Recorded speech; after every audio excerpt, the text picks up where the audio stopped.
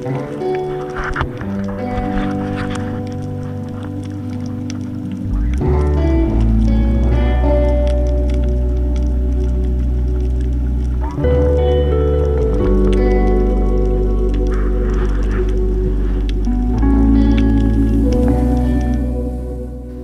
how's it going?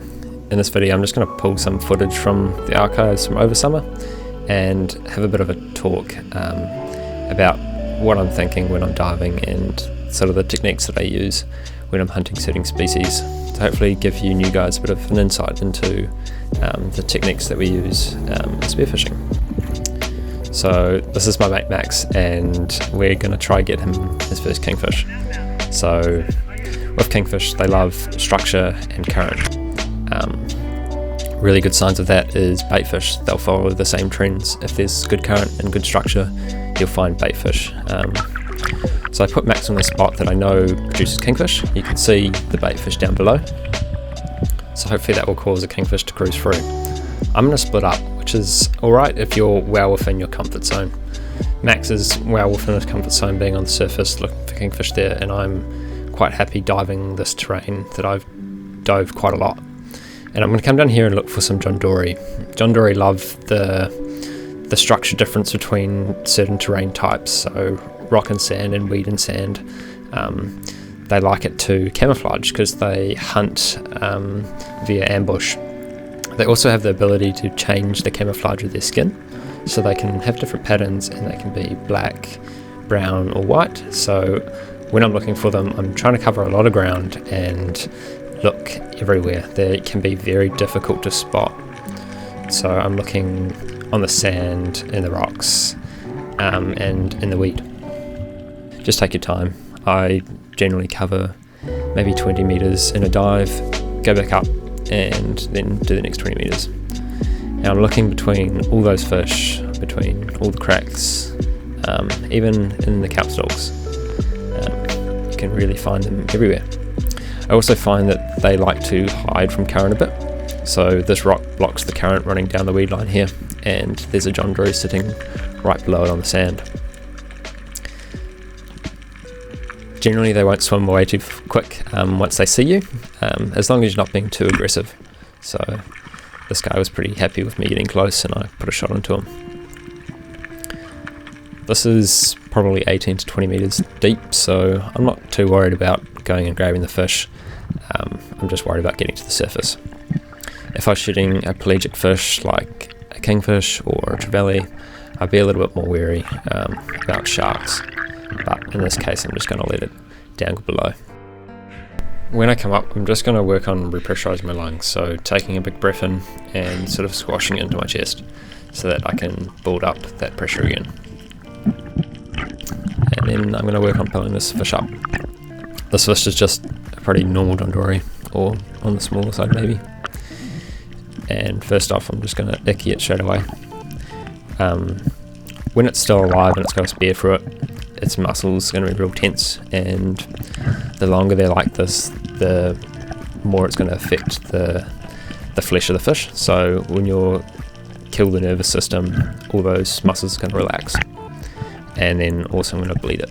This gets all the blood out of the fish and you'll get really pearly white fillets. I went back to Max and there was just cowies everywhere, and this is a really good sign, but nothing came in. So shooting a bait fish like this can attract kingfish in. When bait fish are aroused, like they're feeding, they'll often move quicker and they'll glitter. So if you shoot a fish and it vibrates around, it will kind of act like a flasher. Unfortunately this fish I stoned, so it didn't really work very well, but koharu are one of the best sashimi raw eating fish in New Zealand, so I'm going to take this guy. Using a reel gun, I don't have a catch bag, so I'm just going to chuck it inside the John Dory's mouth, and you can see sort of how they hunt their fish. This is a small John Dory and it just gulps this big kowie. I was finding heaps of kowies parked up in the shallow, just sort of taking a break out of the current, which is really cool too.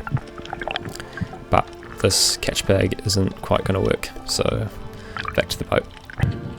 You don't always need a boat when spearfishing in New Zealand. This spot you can shore dive as well, but when you're choosing a boat, you got to take into factor what you need out of it. So how many people you're going to be taking, where you're going to be taking it, and sort of features like stability and how safe it is.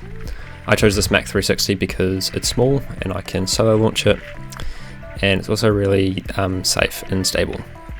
It lacks a bit of space though, so I can only take one other diver with me, and I use this kai cooler to save a bit of space. So when I don't have fish, I can wrap it up and stow it away, and then I can bring it out and store an entire kingfish in it. But back to the weed line, again I'm just covering area, and I'm going back over this area now after probably 45 minutes, because fish will replenish in these areas. But I didn't find anything, so I'm just going to change up my technique. Don't be afraid to sort of try different things. Here I'm, I think, 16 meters on this weed line, and I'm just going to start flicking some sand and making some grunting noises to mimic feeding and activity, like these goatfish to my right. So that will bring in fish like snapper, pelagics, so trevally and kingfish. So I'm keeping my movement to kind of a minimal and sort of trying to entice the curiosity of these fish as much as possible. But in this case, nothing sort of came in. So once I sort of know that I'm not going to spend any more time down here, there's no point wasting my energy that I can use later on in the dive. So back up I go.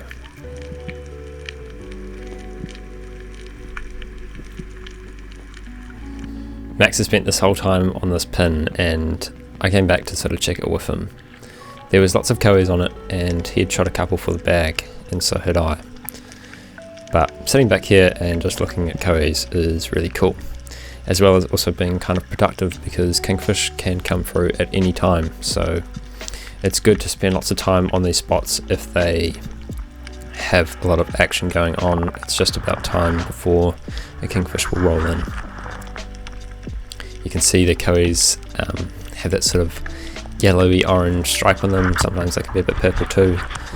That means that they're active and they're hunting, which normally will be the same as kingfish, so it's a really good cross indication.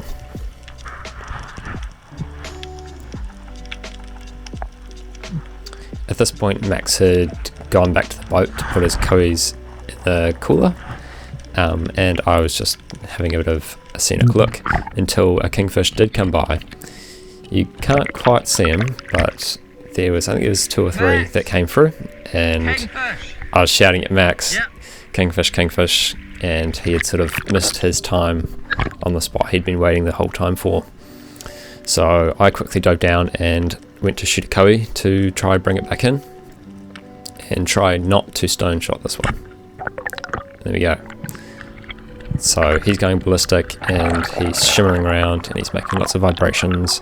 There's all the things that the kingfish will pick up and come in to try and take advantage of. Another thing that I like to do, if it's not too sharky, is chum a little bit too. That put a little bit of scent in the water. Here Max is getting his PB dive at 15 meters. It's always really important that you do these sort of dives with someone who's already capable of diving that deep. It's really good, safe protocol. If you're pushing your boundaries, you've got to be there with a buddy. And also, don't be scared to move spot as well. It stopped producing. We missed our opportunity, so we moved down the coast a little bit more. And I found a juvenile John Dory, but I didn't quite have the heart to shoot that one, so I just let him go. And we saw what was probably a pregnant bronze whaler, a very big shark. When you see sharks, it's important to look how they're acting. It's a very useful skill to know if it's an aggressive shark or it's just chill. If they're slow moving, you're generally pretty alright, and you can keep diving. If they're darting around, maybe move spots. We then returned back to the original spot before heading in, and this is older footage, but this John Dory that I shot on the day was sitting in the same spot as this footage, so just again covering lots of ground, and this John Dory was just sitting on the sand. So I came right up close to him and just put a shot in. When you see John Dory, don't freak out, don't whip your gun over, don't do big movements, just slowly cruise. I often have a higher elevation, so I'll just use my natural buoyancy or negative buoyancy to just drift down and meet him. And this one was actually my PB John Dory. So we head back, and it was a reasonably successful day. No kingfish for Max, but I'm sure we'll get that in the future. With spearing, it's just persistence. I didn't shoot my first snapper till probably a year in, so if you're new and you're not shooting fish, that's all good. Time will come and you will start shooting fish proficiently. Anyway, thanks for having a listen. I hope that sort of helped in some way, and hopefully I can get another video out soon. Cheers guys.